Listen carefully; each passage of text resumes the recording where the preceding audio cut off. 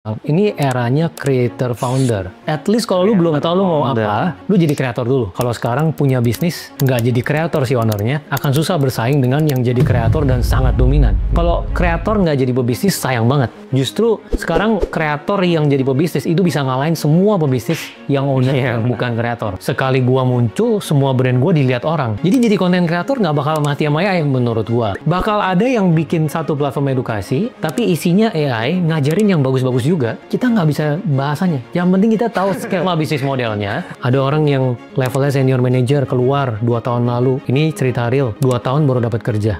Kalau secara logika ini kita lihat banyak yang nge-PHK, yang PHK juga nggak dapat kerjaan, ya mereka akan nahan spendingnya kan. Oke, jadi hari ini kita ketemu sama Kowin, manusia. Hah, kok gitu sih? Nah, halo. Oke, jadi aku pertama kali ketemu sama Kowin itu mungkin di tahun 2020 ya, Kowin? 2020. Terus yang kedua di 2021. 2021 ya? Satu, ya. Nah, itu waktu pertama kali banget kita itu masuk terjun di dunia TikTok, terus tentang bahasnya edukasi. Yes. Karena pada waktu itu masih awal-awal banget, baru-baru banget. Kita jadi kayak sempet ngobrol banyak banget sama teman-teman yang lain yang edukasi itu pasti saling kenal lah satu sama lain. Ya, rata-rata kenal. Nah, dari situ aku ingat banget waktu ketemu sama Kowin pertama kali, aku tanya, Kowin itu ngapain sih bikin konten waktu itu? Ya. Ngapain lo bikin konten? Apa gunanya gitu? Kalau aku kan udah jelas karena waktu itu ada properti di belakangnya, nanti mungkin bisa ada produk-produk yang aku bisa taruh di sana gitu. Ya. Nah, waktu itu Kowin ini bahkan jelasin edukasi, tapi end goals-nya apa tuh nggak jelas itu. Oke. Sampai terakhir akhirnya aku dengar-dengar sudah bikin Growin. Ya, itu berarti masuk ke jual ludah gitu kan. Nah, aku yang gimana awal ya? Karena aku udah lihat dari beberapa podcast itu, sebelumnya tuh orang udah bahas tentang kartanya segala macam tentang kehidupan Growin sebelumnya. Nah, sampai ke jualan kelasnya, jual ludahnya ini, itu kenapa Kowin? Oke. Ini istilah jual ludah, jual kelas lumayan hot ya di Indo ya. Jadi awalnya gue bikin konten kan sebenarnya sebelum dari bikin konten itu 2000 sampai dengan 2019, gue udah sering keliling kuliahan untuk kasih kuliah ke anak. Oh iya, anak kuliah. Oh. Jadi kasih tahu tentang marketing, tentang bisnis. Itu dulu setiap 1 minggu 2 minggu sekali lah gue ada kunjungan. Dibayar? Nggak dibayar. Mewakili startupnya gue waktu itu. Yang Karta. Oke. Masuk 2020, kan udah nggak ada itu. Ya. Nah, akhirnya gue coba masukin ke konten. Tapi di saat yang bersamaan, gue kan juga sering memantau yang terjadi di China dan di US. Memang the next wave itu dari saat itu tuh udah banyak sekali yang bilang, ini eranya creator founder. At least kalau lu belum tahu lu mau apa, lu jadi kreator dulu. Nanti ujungnya bisa lu monetize itu. Which is terjadi sekarang. Kalau sekarang punya bisnis, nggak jadi kreator si ownernya, akan susah bersaing dengan yang jadi kreator dan sangat dominan. Terutama yang facing ke retail. Betul. Nah gitu, jadi itu awalnya gue jadi konten kreator. Nah kalau dari sisi growing-nya, awalnya tuh idenya gue pengen bikin TikTok buat edukasi.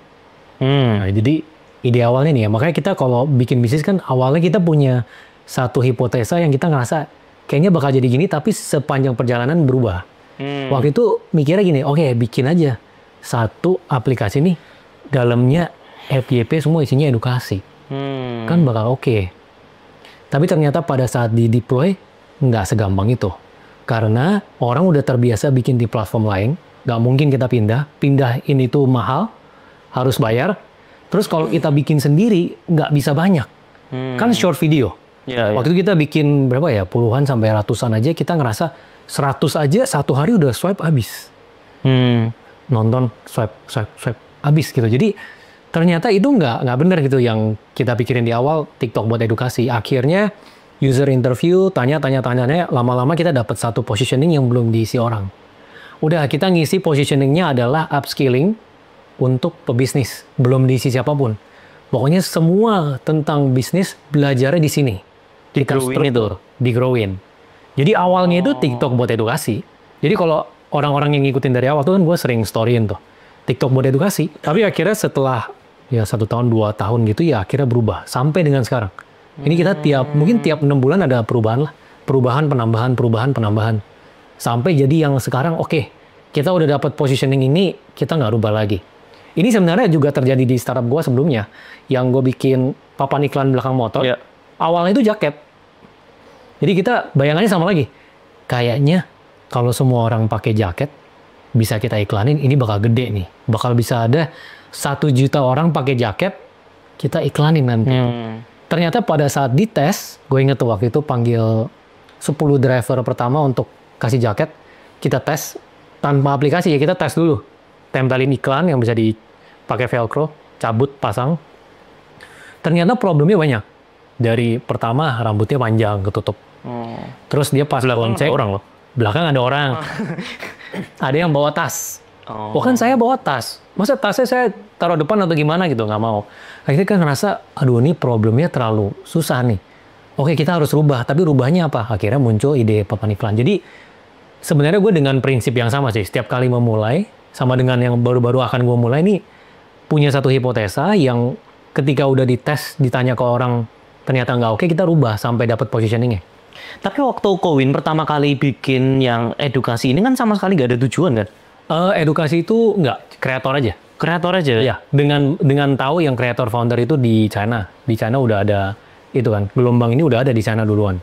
Nah waktu itu kan aku sempat ada bilang ya, kok sayang banget nih, maksudnya views segede ini tapi nggak ada dibuat apa-apa gitu loh. Sedangkan kasih untuk edukasi yang seperti ini, itu bisa dibilang mahal dan biaya effort untuk ngelakuin itu juga capek banget gitu loh. Ganti baju, gonta-ganti peralatan, itu kan sebenarnya effort yang orang lain nggak lihat sebenarnya di belakang layar. Nah, kapan akhirnya titik poinnya mutusin, oke, kayaknya bikin yang growin aja gitu? Sebenarnya dari 2021 udah kepikiran. Cuman sama lagi nih dari awal mikirin yang mana yang paling pas nih.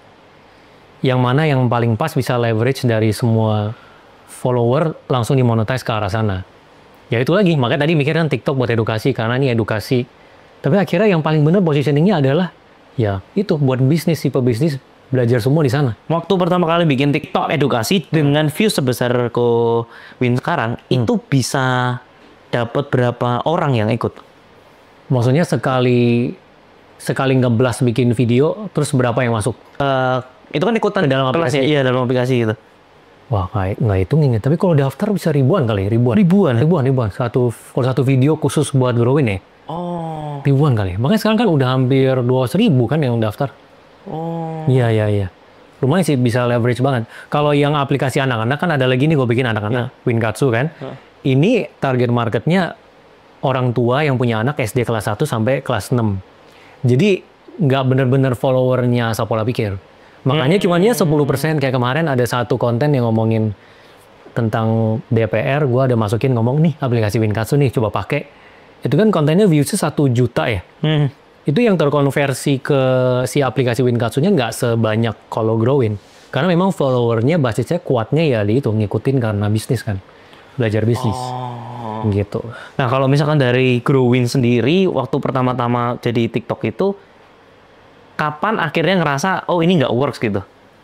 Padahal kan yang ikut banyak sebenarnya. Ngerasanya gini. Karena di awal itu kita mikirnya pokoknya basis awalnya tuh kalau orang buka, ini semua edukasi, kontennya banyak. Itu dulu. Itu mesti banyak dulu. Baru nanti ada yang kontennya free, ada yang premium. Bahkan sampai di titik yang free-nya pun nggak kecapai. Karena orang pas buka, udah habis. Kontennya udah habis, itu doang gitu. Seminggu aja orang udah pada bilang, kontennya itu doang. Padahal bilang, itu udah ratusan loh. Oh iya? Iya. Kita pas ngetes aja udah langsung berasa, wah ini harus ganti nih. Apa ya? Waktu itu kita pertama switch dulu. Oke, halaman home-nya jangan kayak TikTok deh. Udah deh, ini forget it deh. Saya terlalu berfantasi TikTok buat edukasi. Karena waktu itu di luar kan juga banyak yang bikin sama ya. TikTok buat properti. TikTok buat order makanan. Jadi itu TikTok menjadi basis buat bikin app yang lain. Ada ya? Ada, di US ada. Sampai sekarang ada satu yang masih jalan TikTok buat makan. Nah, itu nggak tahu laku atau enggak ya. Tapi dia udah jalan 3 tahun masih beroperasi sih. Jadi kita swipe liatin makanan. Kalau yang properti swipe lihat properti, terus ada beberapa fungsi bisa kontak agentnya, bisa lihat dalamnya kayak. Tapi depannya tuh swipe lihat daerah, terus dia swipe properti ini. Tapi kan tuh kalau orang nggak edukasi malah suka sih swipe gitu ya. Nah itu dia. Makanya kan awalnya mikir bisa nih, tapi ternyata nggak bisa. Iya. Ternyata orang behaviornya ketika mau belajar, ya udah gue pengen belajar tentang branding. Buka app-nya ya dia cari branding gitu. Bukannya yang udah cokokin aja gue tiap hari gue FYP edukasi gitu, enggak. Makanya berubah. Gitu. Tapi waktu itu sempat dapat omset berapa? Waktu omset ya intinya ribuan lah kalau member ya. Ribuan ya? Disclose ya, karena harganya juga variatif ya sampai sekarang. Oke. Nah kalau dari situ masih laku, terus akhirnya mutusin buat, karena customer ya, customer orang ngerasa seminggu udah selesai, udah nggak ada bahan lagi. Iya, benar. Jadi kita buat nyampe di titik yang, kan bikinnya ada free-nya, ada freemium-nya. Jadi orang udah swipe free-nya habis, kayaknya ini nggak bisa nih. Tadinya mau orang tiap hari pakai, ternyata nggak tercapai. Ya makanya buru-buru rubah, itu cuma 1 bulan lah udah rubah, langsung switch. Terus setelah itu interview customer, interview sampai setahun, baru rubah sampai sekarang. Ada yang modul short video, ada yang bootcamp, ada yang audio denger. Ya kan itu beda-beda, ada yang sampai ada grouping komunitas di app-nya. Jadi app-nya sekarang udah, ya ini udah hasil dari interview berulang lah. Yeah. Kita kebiasaannya adalah tiap 3 bulan tuh ada FGD-nya. Jadi yang paling sering pakai, sama yang nggak pernah pakai, kita teleponin. Kenapa nggak pakai? Atau pakai, kenapa pakai? Pakainya karena apa? Oke-nya di mana, kurangnya apa? Nah, itu kita kumpulin semua. Sorry kok, karena aku juga belum ada aplikasinya itu. Jadi itu harganya tuh berapa sih sebenarnya? Atau bayar per bulan atau gimana sih? Bayarnya itu per tahun. Per tahun sama 3 tahun sekarang. Oke. Nah awal banget itu kita di 600.000, sekarang udah jutaan. Jutaan. Nah setelah dari bikin yang aplikasi, terus habis itu berubah jadi produk-produk yang lain, cara Kowin scale up-nya itu gimana sih? Dari timnya, dari materinya itu gimana? Scale up kalau dari materi kita berdasarkan user. Kayak misalnya dia bilang, Pak saya punya klinik nih. Saya pengen dong ada narasumber yang dia kekuatannya di klinik. Pak saya pengen belajar tentang personal branding dong nggak? Itu kita tampung semuanya. Kita ada Excel-nya tulisnya. Kita cari narasumbernya tapi dengan kriteria kita. 5 tahun pengalaman, terus dia memang background-nya bener. Terus pada saat dia bawain webinarnya, memang bener bagus itu. Kalau misalnya kita udah denger, kayaknya nih nggak bisa belajar apa-apa dari sini, kita skip juga sih. Banyak yang gitu juga sih. Jadi benar-benar dikurasiin. Tapi balik lagi semua ke user. Usernya mau apa? Nah kalau dari scale up aplikasi, lebih ke ini karena gue kreator yang memang di bidang itu ya. Makanya keuntungannya adalah bisa bawa ribuan orang masuk, dengan gue bikin konten aja sesuai. Makanya gue sekarang selalu bilang, kalau kreator nggak jadi pebisnis, sayang banget. Justru sekarang kreator yang jadi pebisnis itu bisa ngalahin semua pebisnis yang owner bukan kreator. Iya. Gitu pokoknya. Kowin sendiri percaya kreator itu masanya cuma tinggal bentar lagi atau mungkin sampai ke depan-depannya masih? Oh enggak. Tergantung kreatornya harus bisa ngikutin tren terus, harus bisa berubah. Ada model yang misalnya entertainment ya, kita biasanya giveaway nih. Giveaway. Nanti ada masa orang bosen dengan kita giveaway. Kita harus bisa switch. Nah banyak yang nggak bisa switch. Jadi itu full selama 20 tahun. Atau kasih variasi. Udah gini, kontennya yang lain-lain dulu nih, baru balik lagi.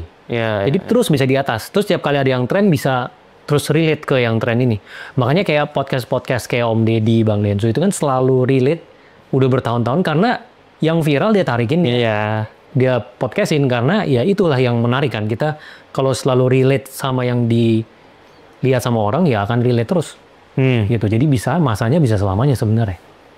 Nah, Kowin sendiri kalau misalkan bikin community gitu ya, seberapa dijaganya ya? Maksudnya kan kalau bikin, ini sebenarnya kayak bikin masterclass ya sebenarnya? Iya sebenarnya bener. Mirip kan sebenarnya. Nanti habis itu bagi hasil sama orangnya gitu kan? Gini, kalau masterclass modelnya ada 2. Masterclass yang di US kan? Iya. Dia ada yang bagi hasil, dulu dia bayarnya per course, misalnya ada 1 narasumber nih, bagi hasil sama dia, satunya lagi subscription-nya 1 platform. Jadi si ini dibayar full aja. Kalau yang Growin, modelnya lebih ke yang bayar full. Jadi narasumbernya siapa, yang memang dia nggak jual kelas juga, dia memang untuk dia punya produk atau jasa, dia mengajarkan, dia sering bawa webinarnya, misalnya legalitas. Dia sering muter ngajarin tentang legalitas. Nah kita undang, oke, kita bayar, terus bawain. Nah nanti untungnya bagi dia adalah pas belajar itu di bawah kirinya ada pembicara dari perusahaan apa. Jadi kalau orang habis belajar pengen langsung kontak udah bisa. Jadi ada trade off-nya dapat list. Gitu. Iya benar. Iya mereka itu juga jadi iya benar sih. Ya gitu. Nah Kowin jadi kalau misalkan lihat dari masterclass, PR-nya itu sebenarnya adalah orang nggak nonton sampai habis tuh. Ya, benar. Sedangkan yang pertama menurutku malah Kowin ini berhasil karena 100 video itu ketonton hebat banget tuh. Yes. 100 video itu nggak ketonton sampai 100% ya. Berarti nonton swipe. Ya. Benar, ini problem dari edutech. Iya. Sebenarnya gue juga nemuin di tahun 2022 akhir sampai 2023 awal. Jadi LinkedIn Learning, Masterclass, Udemy, semua problemnya sama. Ada orang yang dia udah beli kelasnya, kayak gym lah. Iya. Itu yang nyelesain bener-bener cuma 20%. Iya. Sisanya setengah-setengah. Iya. Terus ada juga yang nggak ngerjain sama sekali. Gue juga kaget, ini ada yang bayar. Benar. Tahun dia nggak ngerjain, dia cuma 1% aja dia lihat. Iya. Ternyata emang seperti itu distribusi orangnya. Nah, di kita juga gitu. Ada yang kita sekarang ada ribuan video, dia liatin semua, ya dia habisin semuanya. Gitu. Memang seperti itu, memang seperti itu. Seperti itu. Kayaknya memang di luar negeri, di sini ya memang seperti itu kalau buat pembelajaran ya. Iya. Dan dari bisnis modelnya juga bukan yang recurring revenue. Jadi kalau orang udah bayar untuk value dari aplikasinya, dia udah belajar, ya tahun depan dia belum tentu bayar lagi. Mungkin cuma 2 kali subscribe, 3 kali subscribe mentok. Karena dia udah dapet semuanya intisari dari yang dalam gitu. Jadi ini juga sama, pas gue pelajarin di luar, ternyata banyak yang membahas juga, masterclass gini juga. LinkedIn Learning gitu. Terus gue tanyain ke orang-orang yang subscribe, lu subscribe masterclass berapa kali? Sekali. Sama aku juga. Sekali juga. Iya, istri gue juga, sekali. Terus LinkedIn Learning, sekali. Ada yang dari kantor. Oh, berarti memang sama behaviornya. Jadi model yang menjual kelas ini, menjual ludah ini, ya memang cuman sekali aja. Benefit buat orangnya berguna. Tapi mengharapkan ini recurring terus-terusan ya enggak. Beda modelnya sama kayak kita jual kayak misalnya sikat gigi kan orang odol kebeli terus karena tiap hari sikat gigi. Atau misalnya kayak Google Drive. Kita pakai Google Drive kan tiap bulan sekali subscribe bisa selamanya. Beda bisnis model gitu. Tapi ada yang menarik juga loh. Ternyata ada yang recurring juga dari kelas. Apa? Signal. Iya. Bener loh. Itu terus orang-orang bisa kasih terus loh. Betul. Kalau Signal ya berarti itu bukan jual edukasi sama sekali sih, lebih ke menjual signal ya kan. Itu pasti ada terus. Banyak kok orang yang ngikutin signal saham atau kripto dari 2020 yang gua kenal ya. Sampai dengan sekarang masih ngikutin. Iya benar. Masih bayar terus. Karena ngikutin signalnya. Gitu. Kalau kelas beda. Iya. Nah, Kowin sendiri kalau misalkan lihat ya, ini sebenarnya kan aku juga sama. Problem utamanya adalah selalu cari terus orangnya. Kalau misalkan bikin kelas ya, itu kan orang pasti baru lagi. Nggak mungkin ada yang, apalagi aku offline kan, repeat tuh kan nggak mungkin. Kecuali kita bikin produk baru lagi gitu kan. Nah, apa produk yang ditambah lagi nanti dari Kowin itu?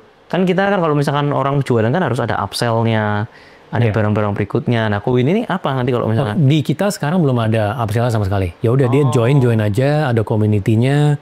Sampai kita waktu itu pernah bikin setiap minggu di hari Jumat meeting online Zoom, semuanya yang berbisnis kita kurasi.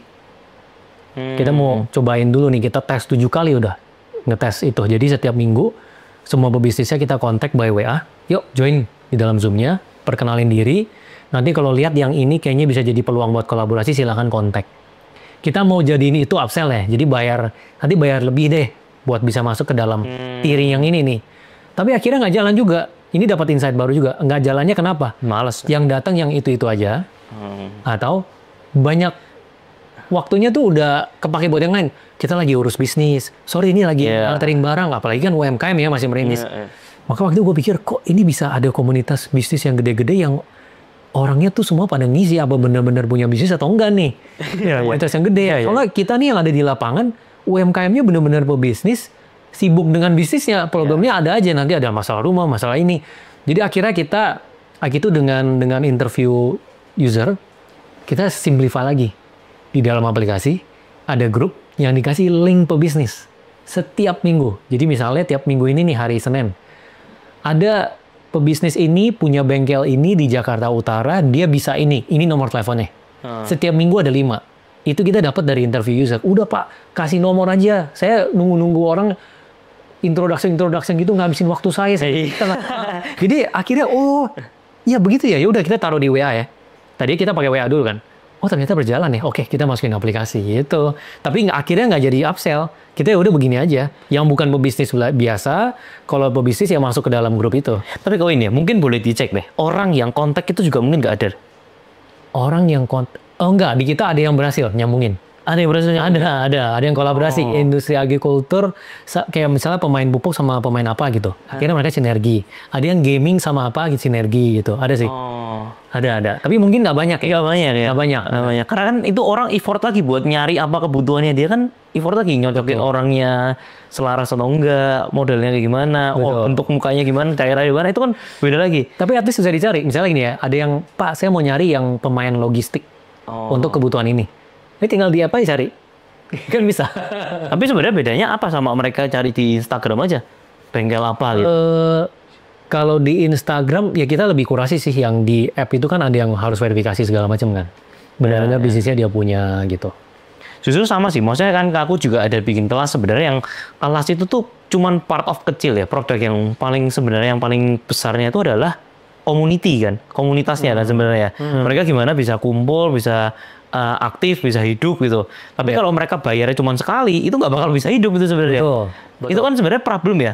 Tapi nanti kalau disuruh orang suruh bayar lagi, orang nggak bakal mau. Nggak bakal mau. Nah, jadi ini kan kita gimana nih mau menghidupkan komunitas, sedangkan nggak dibayar dari situ. Nggak mungkin kita bisa menyediakan suatu wadah gitu loh. Sebenarnya di luar negeri ada satu, kalau lu ngikutin ya, ada kreator namanya Alex Hormozi. Oh tahu. Ya, dia invest ke satu platform namanya Skool. Ini gue nggak bukan promosi ya, tapi namanya Skool, skool.com. Itu di US gede lah, kayak Udemy. Jadi orang itu bisa bukan jual kelas, jualnya community yang di dalamnya ada kelas. Jadi lu bayar per bulan atau per tahun, udah banyak di US ya.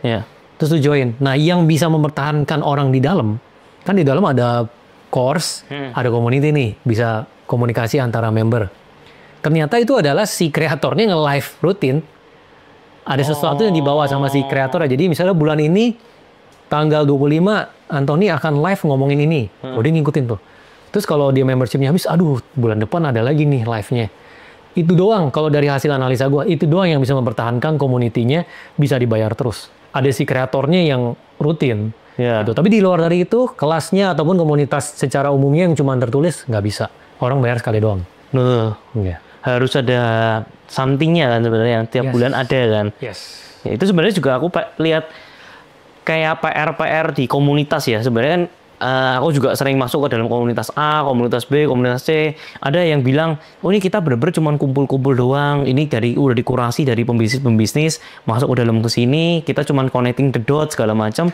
Tapi nggak bisa jalan karena pertama orangnya itu doang. Benar. Terus ketika perkenalan itu udah habis 1 jam sendiri karena 20-30 orang ketemu terus perkenalan diri satu-satu. Itu buang-buang waktu banget itu. Jadi memang harus kayak ada something yang mereka ada ngundang siapa, datang ke sana, terus habis itu nanti jadiin bawain acara.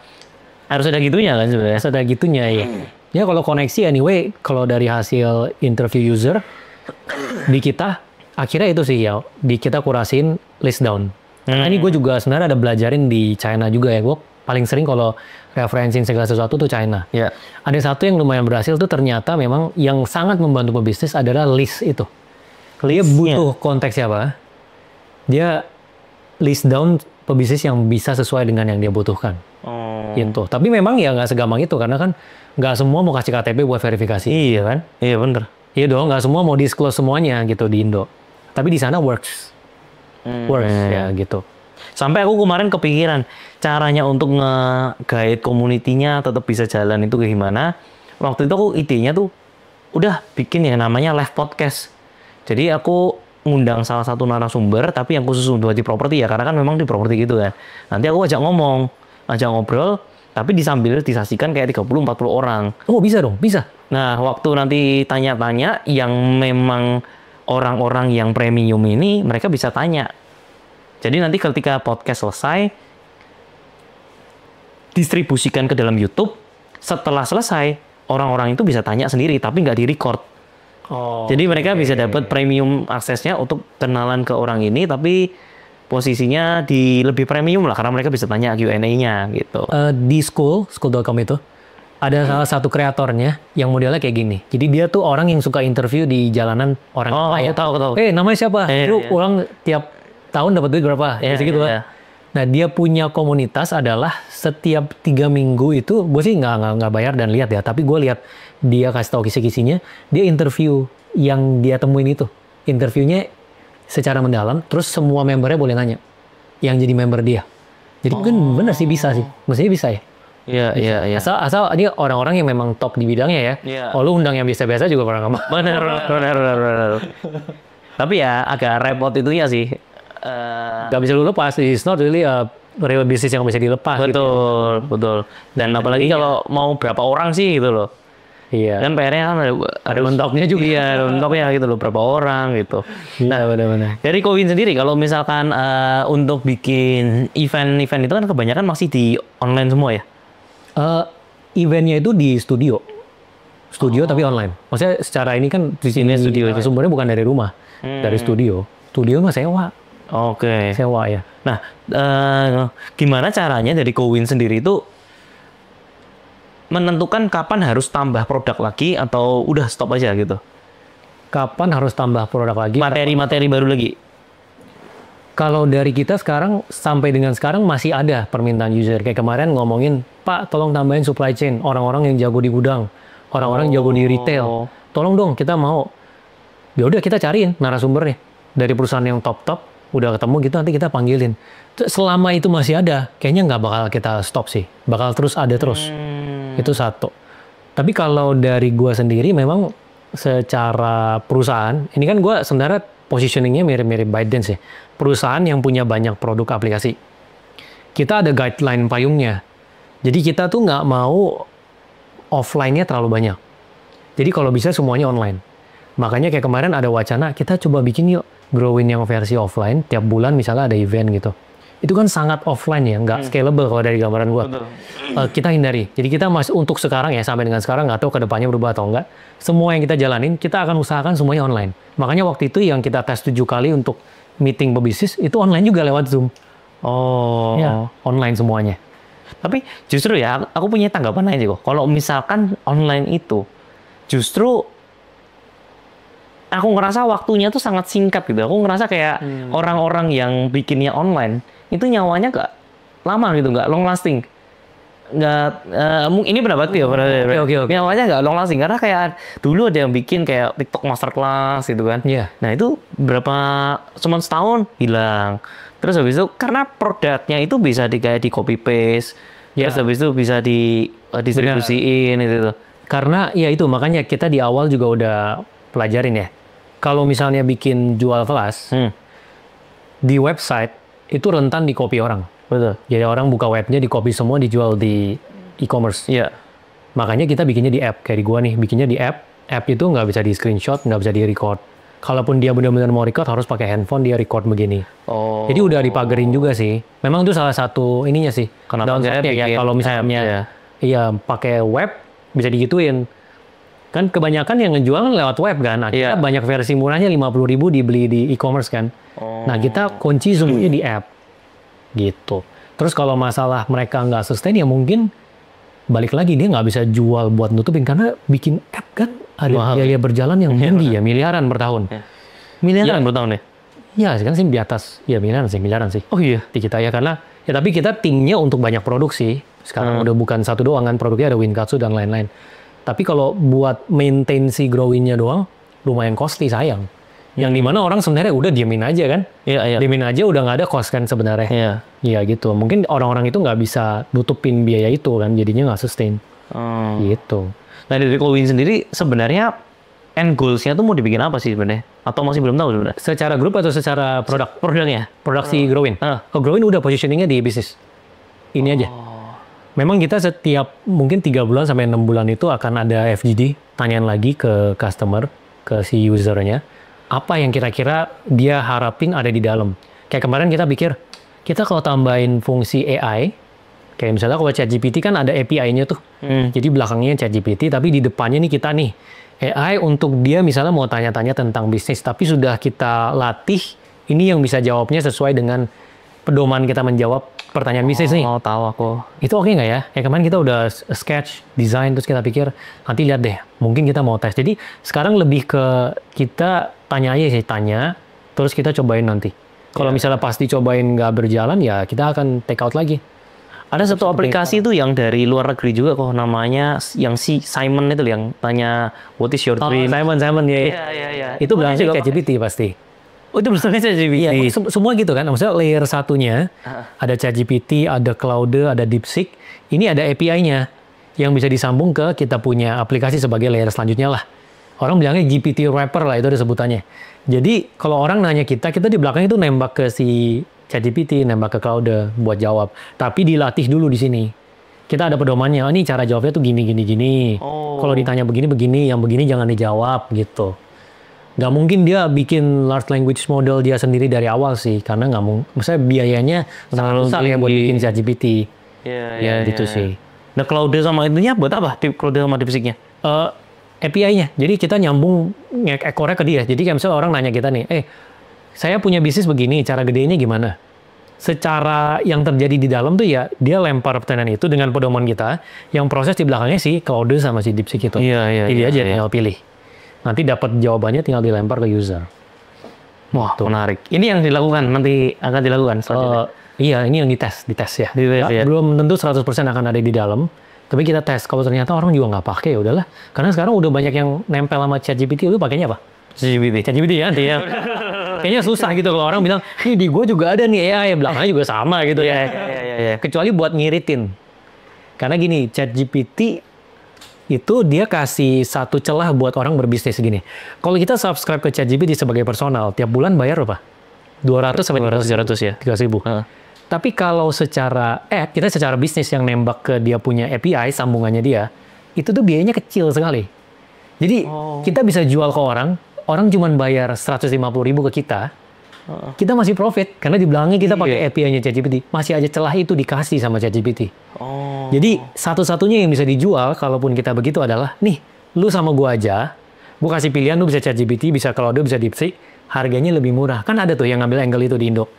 Ini harganya segini doang per bulan. Karena memang celah itu dikasih sama si mereka-mereka ini supaya lebih lengket lagi ekosistemnya. Pinter juga mereka ngambil lagi. Pinter ya. Iya. Nah, kalau Kowin sendiri ngelihatnya itu ke depannya itu bakal gimana sih? Maksudnya industri edukasi kayak gini ya?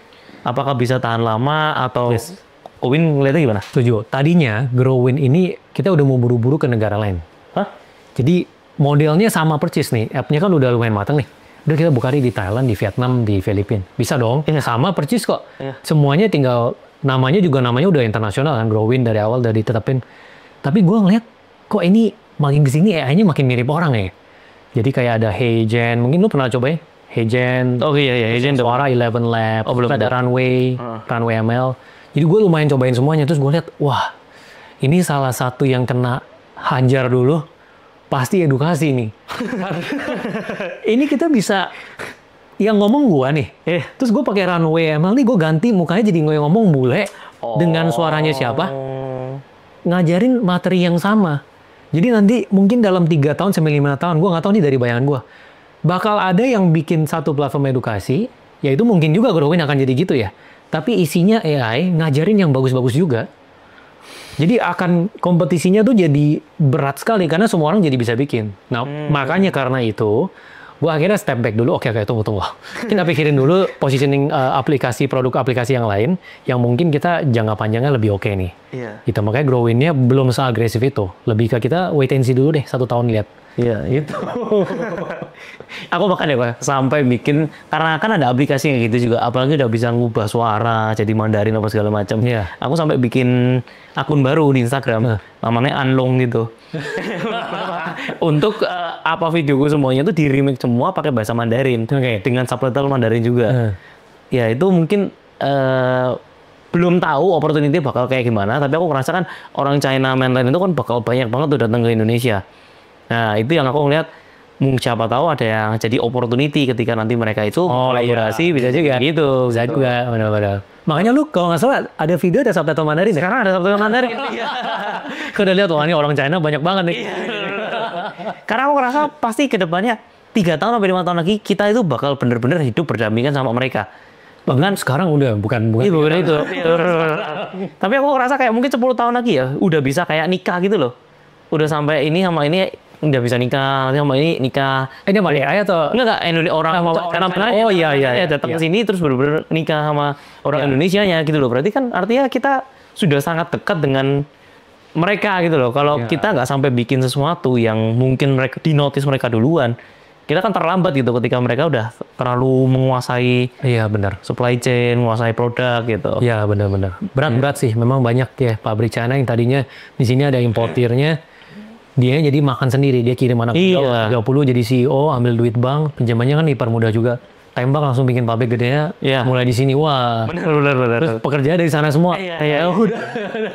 Terus gila ya kok ya. Aku tuh sempat ketemu sama salah satu, kebetulan kan aku ada temen itu main di gudang. Nah, terus dia bilang, "Ton, aku ada kenalan orang China, tiba-tiba mau beli gudang di tempatku." Nah, terus kemudian aku bilang, "Yaudah, aku mau ikutan deh. Aku tuh penasaran banget mereka itu sebenarnya lagi bahas apa sih gitu." Terus mereka waktu aku datang ngobrol sama orangnya, dia tuh umur 55 tahun loh. Dia udah besar banget di China, tapi karena China lagi susah, mereka datang ke Indonesia, nggak bisa ngomong bahasa Indonesia, datang sendirian, dia coba kontak sama distributor atau supplier-suppliernya dia, pakai Google Translate, bener-bener datang, terus habis itu gini, gila ini, kok ada ya umur 50 tahun masih mau pindah ke luar negeri, cari gudang. Udah dari dulu, nggak cuma sekarang sebenarnya. Gue 2018 ke 19 pernah ketemu pemain P2P dari China. P2P kan dulu masih naik lah ya, kalau sekarang kan udah hancur-hancuran ya. Jadi peer-to-peer lending yang dari China, dia sekali ekspansi tuh ke banyak negara. Waktu itu gue ketemu yang dia ke Indonesia. Jadi kita ngomong, dia nggak bisa bahasa Indonesia sama sekali. Ya kebetulan gue bisa Mandarin. Cuman dia ngomong di saat yang bersamaan, dia ada tim yang di India, ada yang di Afrika, ada yang di mana, dia bilang, kita nggak bisa bahasanya. Yang penting kita tahu skema bisnis modelnya. Kita tinggal cari aja translator satu. Udah. Intinya itu di bisnisnya. Intinya bukan di bahasanya. Wah, keren. Maksudnya, wah gila nih manusia. Ini bikin kompetisi dia berdarah-darah nih. Mereka sih luar biasa sih. Mereka nggak bisa bahasanya, tapi mereka berani sih. Iya itu. Makanya kita harus lebih gigit lagi yang di sini. Makanya kalau nggak bisa kalah pasti. Kalau ngelihat dari kan Gowin ini sebenarnya suka banget ya, maksudnya dengan benchmarkingnya nggak apa-apa tuh China Amerika. Menurut Gowin sendiri ngelihat China ini bakal kayak gimana? Maksudnya setelah masuk ke Indonesia, mereka tuh Indonesia bakal seperti apa sih gitu? Ya itu tambah sengit. Persaingan itu nanti ke depannya menurut gua persaingan itu di attention bukan di produk. Kita bikin produk itu gampang. Pabrik China semua juga udah kesini, yang murah-murah itu mereka bikin di sini, kita bisa akses dengan mudah. 5 tahun lagi semua bisa bikin skincare, parfum, apa semua bisa bikin, tapi bisa jualnya nggak. Makanya sekarang kreator itu menurut gua harus deh, semua orang harus belajar cara bikin konten minimal. Kalau perusahaan as a company tahu cara bikin konten yang bagus banget, kalau misalnya masih UMKM atau masih merintis, jadilah kreator. Itu barrier-nya tuh, kalau lu udah pengen ngadu sama yang lain bisa menang, jadi kreator. Ya karena nanti bikin produk, bikin jasa, ya semua bisa. Jualnya bisa nggak? Mungkin nggak, maksudnya kreator itu nanti jadi AI gitu. Untuk kalau dari gua ya ngelihat si YouTube kemarin bikin satu policy baru kan, kalau misalnya ada AI dia suppress, kayaknya yang lain bakal sama. Karena kalau si platformnya tiba-tiba banyak konten AI yang bagus, dipenuhi AI, dan orang tahu akan ada celah bikin satu platform sosmed baru yang semuanya manusia. Jadi mereka akan terus mempertahankan manusianya, akan ada terus nih supaya manusia semangat untuk bikin konten. Jadi konten kreator nggak bakal mati sama AI menurut gua. Bisa kalah juga nih. Tapi menurut gua sejauh yang gua lihat 5 tahun 10 tahun ke depan tetap deh harus jadi konten kreator deh. Dia masih merintih. Itu biar bisa ngadu sama yang lain. Bahkan sekarang yang gede-gede pebisnis yang besar pun ada yang udah mikir, weh ini harus jadi konten kreator nih, gue bisa bantu sekali gue muncul semua brand gue dilihat orang yang tadinya harus bayar mahal nih, gitu kan? Jadinya ya makanya pertarungannya akan ada di attention, jadi sangat berharga banget. Kowin sendiri sebenarnya aku lihat ya, termasuk salah satu kreator yang hebat juga loh, karena masih mempertahankan cara main yang sama, konsisten dari 2020 loh. Sedangkan orang udah banyak yang berubah tuh, udah gak ada sama lagi. Kok bisa? Ini kebetulan, karena kan metode pembelajaran dengan dialog ini ya memang menarik. Orang akan nonton, pengen tahu insight-nya. Kebetulan. Dan kadang gue juga variasiin sih, ada yang gue ngomong, ada yang mungkin konten yang di luar dari edukasi. Sengaja biar orang nggak bosan, ada ngelihat gue dengan sisi yang lain. Sengaja diselipin, walaupun nanti juga di archive, dengan ini lagi gitu. Jadi kebetulan sih kalau misalnya modelnya yang lain mungkin harus banyak variasi sih. Iya. Aku lihat yang dari Kowin sendiri kan bikin konten, ya sekarang mulai banyak yang ngomong sendiri. Iya. Harus nggak sih ada sesuatu yang memang di luar dari itu, atau Kowin tuh lebih cenderung kayak, oh ya kalau misalkan kita sebagai influencer ya berarti kita sebagai produk ya memang harus keluarkan itu terus gitu. Atau lebih condong ya udah ada lifestyle juga, ada apa juga gitu. Oh, tergantung yang mau di capture marketnya apa. Kayak gue kan produk yang gue bikin nggak semuanya untuk pebisnis. Kayak misalnya yang sekarang Growin pebisnis. Ya Winkatsu buat orang tua yang mungkin bukan pebisnis juga, tapi punya anak SD kelas 1 sampai 6. So nanti ada lagi yang baru lagi nih. Nah gue karena akan stretch out dari ranah itu, jadi gue di pribadi juga akan ada yang di luar itu. Tergantung yang mau di capture sih. Iya. Nanti brand yang mau dilempar apa yang bisa dimonetize. Gitu. Ada kepikiran nggak Wah untuk mereka itu nanti dikasih produk-produk dari Cina untuk mereka dijualkan gitu?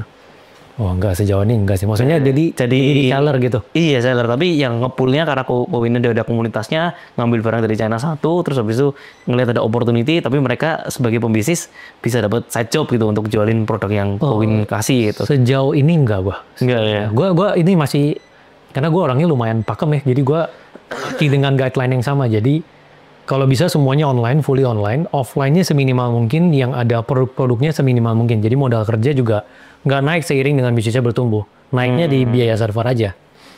Sejauh ini sih itu. Tapi kalau ada opportunity yang oke, ya mungkin aja sih. Tapi sejauh ini nggak. Kowin sendiri ngelihat dari masalah-masalah di Indonesia sekarang ini, banyak yang komentar apa di tahun 2025? Wah, secara ekonomi. Kalau dari yang ada di dalam komunitas ya, sama dari yang nge-DM kali ya. Rata-rata lebih ke omset aja turun sih. Omset turun 20-30% ya. 20-30%, hampir semua. Tapi ada yang naik juga, ada yang naik. Nggak semua turun. Yang naik mungkin 10%. Sisanya turun. Nggak tahu bisa bias juga ya. Mungkin yang nge-DM kan yang ada masalah. Nggak ada masalah. Yang lagi untung-untung apa itu ada. Ya. Tapi sejauh yang ketemu sih rata-rata kebanyakan kena efek buying power turun. Karena kan kalau secara logikanya kita lihat banyak yang nge-PHK. Yang PHK juga nggak dapat kerjaan, ya mereka akan nahan spendingnya kan. Ada orang yang levelnya senior manager keluar 2 tahun lalu. Ini cerita real, 2 tahun baru dapat kerja. 2 tahun, berarti selama 2 tahun itu pasti dia akan ngerem kan. Kalau ini terjadi di banyak, ya otomatis pebisnis ini semuanya pasti akan ada efek dari yang daya beli turun itu. Ya mungkin yang nggak turun yang barang luxury kali ya. Luxury kan mau kualitas mau apa juga, masalah. Di Pride kan orang beli gitu. Iya. Ada apa masalah apa lagi di saat ini yang mungkin paling parah deh di bisnis-bisnis itu ada apa aja? Paling parah ya? Masalahnya sama-sama aja sih. Kurang lebih sama-sama. Legalitas sih sebenarnya. Konflik sama partner. Atau misalnya dia nggak tahu cara marketingnya. Atau dia ada yang mungkin family business. Dia tahu caranya, terus orang tuanya nggak mau ngikutin cara yang dia udah tahu. Kurang lebih sama sih, problemnya itu aja sih. Ya kalau udah lihat banyak sih, terulang sih sebenarnya ya. Itu aja sih. Iya. Sebenarnya kayak mungkin balik lagi ke legalitas ya pertama ya. Mungkin yang imbasnya paling besar legalitas ya. Legalitas. Ya kan kalau konflik antara pebisnis, masalah di legal. Atau misalnya merek, atau misalnya nggak pakai badan usaha pas jalanin bisnisnya, ya legalitas sih.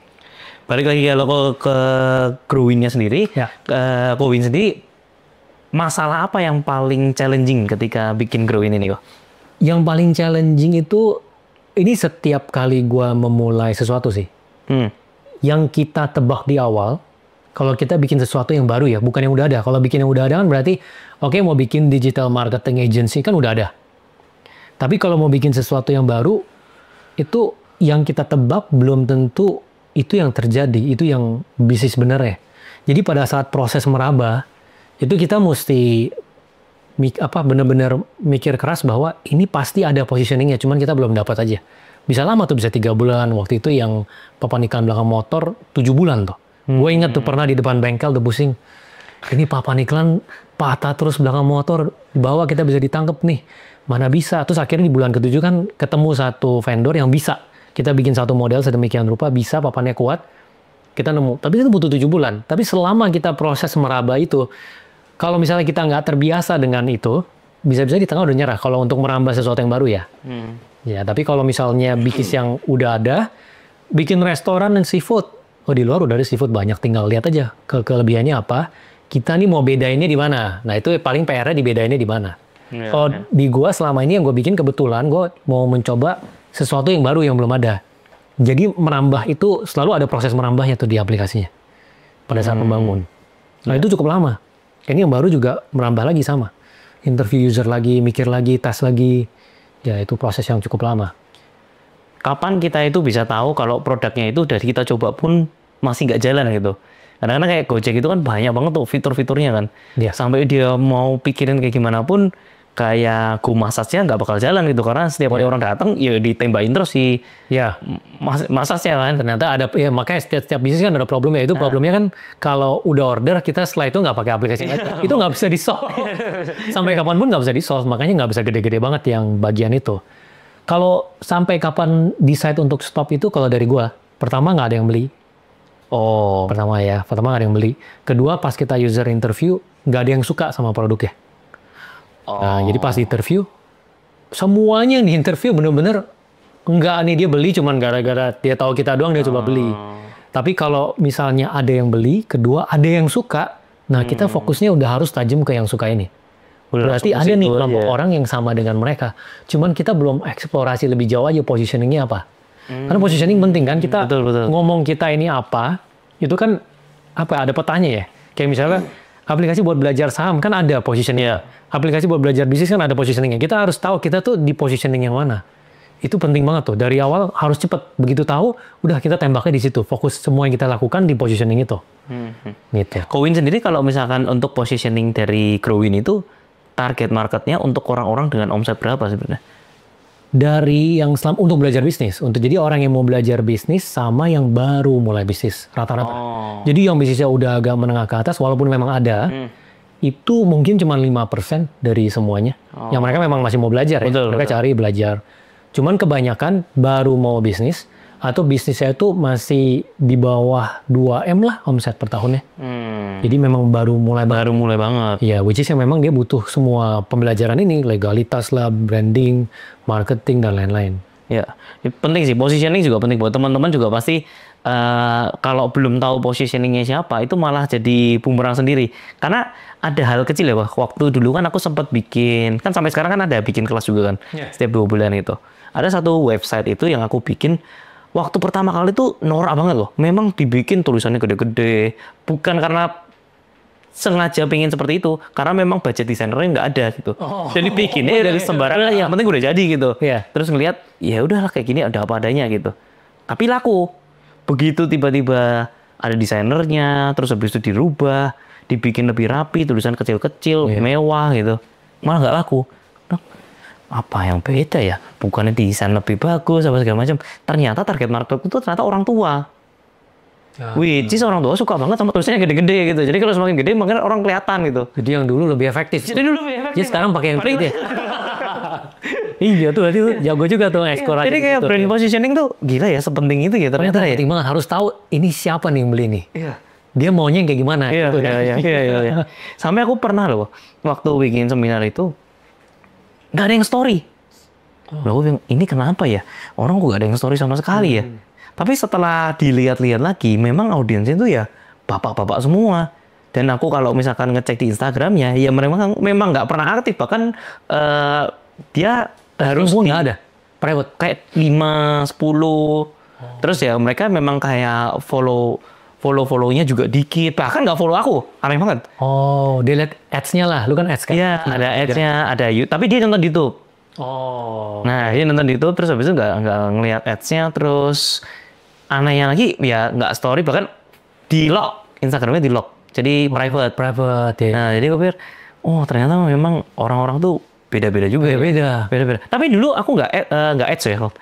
Dulu nggak ads pun, itu bisa. Dan orang-orang 2021 kali. Iya, 2021. Tapi mereka nggak follow. Itu aneh banget. Nah, mulai itu baru, memang ternyata kalau semakin senior ini memang kayak sukanya begitu ya. Iya, sukanya begitu gitu. Tapi sekarang ads dong, ada. Sekarang ada ads. Itunya kuotanya. Iya. Memangnya aku lihat penting banget kalau ada orang bilang, gue punya bisnis, semua orang, aduh, Gak bisa. Iya, Semua orang beda orang beda caranya nih buat caranya narik dia buat ke bisnisnya. Betul. Iya. Bahkan cara presentasinya, gambarnya, PPT-nya. Dulu aku ngerasa ngelihat kayak misalkan kayak Pak Tung Desem. Yeah. Tapi Pak Tung Desem aku tuh ngelihat PPT-nya tuh jelek banget ya. Sorry Pak Tung, maksudnya kalau cara ngelihat secara detail itu jelek banget gitu. Tapi isinya daging. Dan memang ternyata yang marketnya dia seperti itu gitu. Ya. Jadi dia memang ngelihat fontnya harus gede-gede, terus belakang. Pasti ada pelajarin juga, pasti deh. Pasti. Itu pasti udah dari dia nanya orang gimana, dia tes pasti deh. Iya. Tapi nggak mungkin kalau udah selama itu nggak ada. Iya, nggak ada perubahan gitu. Iya. Jadi kayak PPT masih kayak tahun 2000 gitu. Iya. Tapi masih bagus, masih perform ya. Dan orang-orang ngerasa ada manfaatnya, aku bilang, ya. Dahsyat. Itu dahsyat. Bener-bener dewa ya. Iya. Oke, ke Koin sendiri. Kalau dari Koin sendiri mungkin terakhir pesan-pesan buat teman-teman lah. Maksudnya kalau mulai bisnis itu apa sih yang paling penting, Koin? Oke. Paling penting dari gue selalu cuman satu. Mindsetnya itu mulai 10 berhasil 1. Jadi kalau baru banget mulai bisnis, baru nyobain 1 gagal atau baru nyobain 2 gagal, jangan berkecil hati. Karena ini memang game of chance. Ya, kalau misalnya ini bukan game of chance, orang-orang yang udah bikin perusahaan yang besar, misalnya Victoria's Secret, coba di Google aja tuh, Victoria's Secret kan dia bikin besar dijual, dia bikin lagi bisnis baru yang toko bayi gagal. Foundernya Twitch, dia bikin platform gaming besar dijual dengan miliaran dolar. Dia bikin lagi platform legalitas, gagal. Itu nggak mungkin terjadi kalau memang bisnis bukan game of chance. Kalau memang pinter, terus pasti bisa ulang-ulang bikin bisnis yang besar tanpa ada chance itu, ya misalnya kalau memang seperti itu, ya akan bisa diulang-ulang sama orang itu. Tapi kan nggak kayak gitu. Jadi kita juga sama, pas kita ngetes, mindset-nya coba 10 dulu. Pasti ada 1 yang jalan, kita fokus di sana. Jadi jangan baru coba 1 udah langsung, udah gue nggak bisa bisnis kan, bayang gitu kan. Wawin saya kayaknya bukan memang di bisnis deh, saya udah coba 2 kali, ini gagal. Ya jangan kayak gitu. Jadi coba terus. Aku dulu F&B 8 kali yo. 8 kali?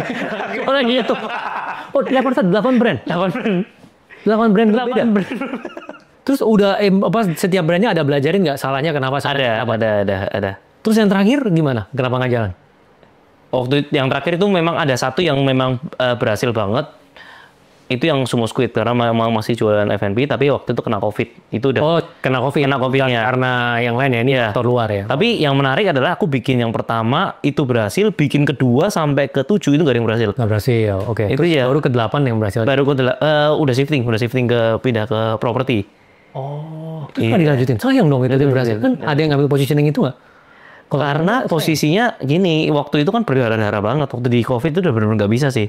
Kan kita mainnya selalu di mall-mall semua. Kalau sekarang lanjutin, misalnya? Effort untuk ngelakuinnya tuh menurutku cukup ngeluarin banyak waktu sih.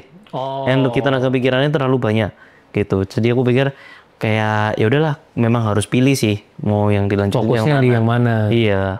Tapi bener ya, game of chance ada 1, ada 2 yang, iya kan 1 sama ke 8 tuh. Iya.